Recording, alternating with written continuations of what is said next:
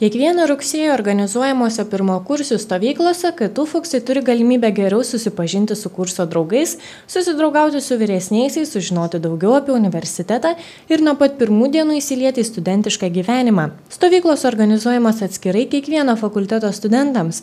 Taip suteikiama galimybė jose dalyvauti didesniam skaičiui studentų, nes vietoj vienos stovyklos šiemet vyksta 9. Kai kurių fakultetų studentų atstovybės daro jungtines 2 fakultetų stovyklas, kurių metu humanitarės merginos susitinka su mechanikos fakulteto vaikinais ir taip išlaikoma lyčių pusiausvyra. Įvairiausi kitų padaliniai, kolektyvai ir kitos studentų organizacijos jaunuosius pirmokursius jau nuo pirmų akimirkų universitete kviečia prisijungti bei įsitraukti į aktyvų į studentišką gyvenimą.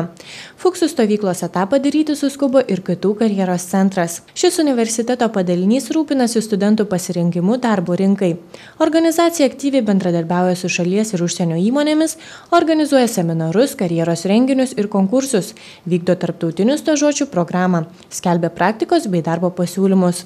Studentai gali visuomet nebijoti ir kreiptis į karjeros centrą, kai sprendžia klausimus dėl studijuojamų modulių pasirinkimo, kai neaišku, kaip parašyti CV ar motyvacinį laišką. O reguliariai lankantis karjeros centre galima tikėtis ir potencialios darbo ar praktikos vietos.